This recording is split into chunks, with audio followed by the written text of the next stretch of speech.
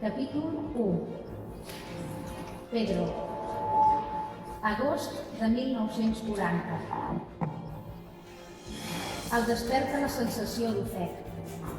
Al seu voltant tot és negró. I malgrat obrir els ulls, encara ensonyats, no aconsegueix desvetllar-se. Sent el cos lax i la ment enterbolida. Li sobta no percebre la presència de Mercè ajaguda al seu costat. Però no té temps per pensar gaire més, perquè l'ofec li cura la gola i consumeix la respiració. I el que és pitjor, Pedro comença a entendre d'on ve tot aquest vel de neulia que l'encercla. Foc! Foc! Pensa sense capacitat de reacció. L'aire viciat s'ha senyorat d'aquest petit espai, taller i habitatge alhora. Tot resta fosc. Només les llengües sinuoses de les flames llepen la tenebror i devoren els llençols, apironats de qualsevol manera al vell mig de l'habitacle, crepicant amb un espatarrec cada cop més rítmic i accelerat.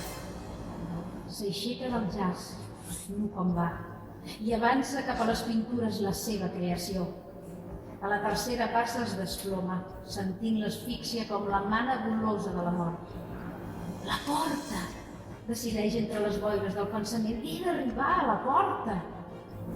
Però encara s'arrossega cap a la foguera per salvar la seva obra i en estirar un dels llenços, una marina de rocamolls agrestes i posta de sol corprenedora de vermelló sagnant, la pintura rellisca de la tira flamejant i cau damunt el seu braç espès.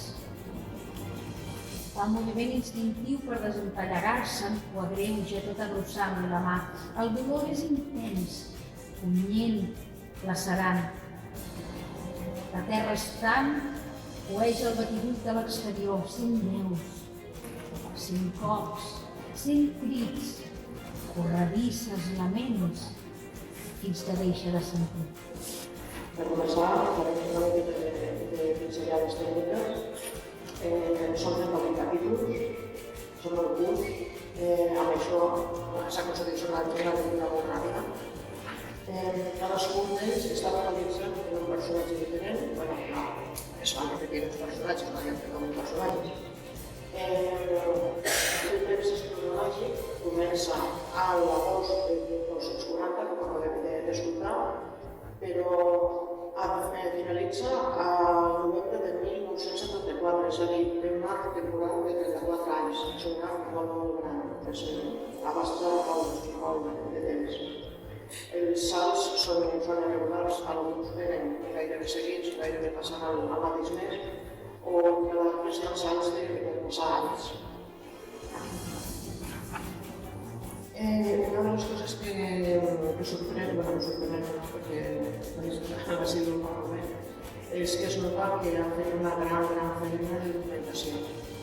Perquè si ressegueixes el mapa de Barcelona, per exemple, es nota que està molt il·lustrat.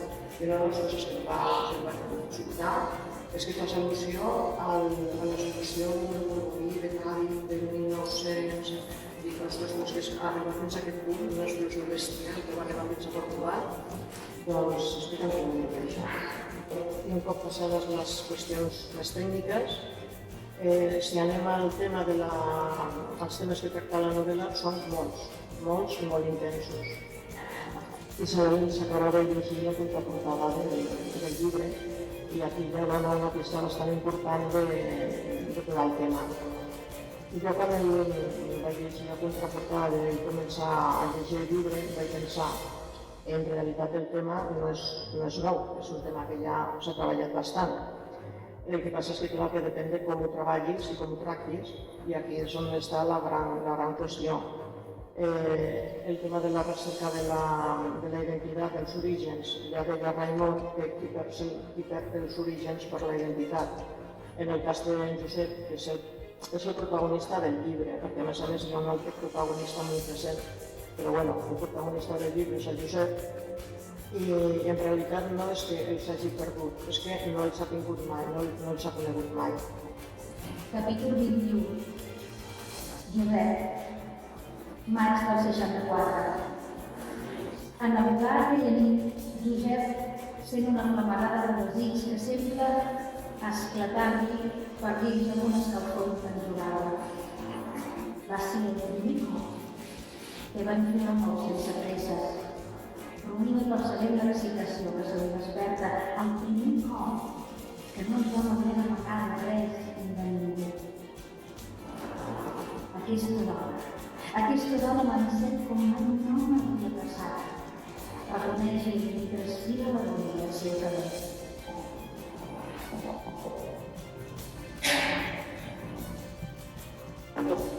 Aquest amor, aquesta passió que es tornava que sempre es converteix en el gran protagonista d'aquesta part. I fins i tot Josep pensa que és un amor que arriba a considerar malaltís. Llavors es refugia en Sofia, que és la persona de la seva gran confiança, i que millor el coneix i li confessa aquestes coses, aquests temors que sent. Un altre dels protagonistes a la clau de l'amor també és el concepte de família, que d'alguna manera ja ho he comentat, que moltes vegades la família no ve definida per Jesús en consanguinitat, sinó per la relació que es forma. Tant a Gran Canària com a Barcelona es formen unes grans famílies diferents de les que coneixem.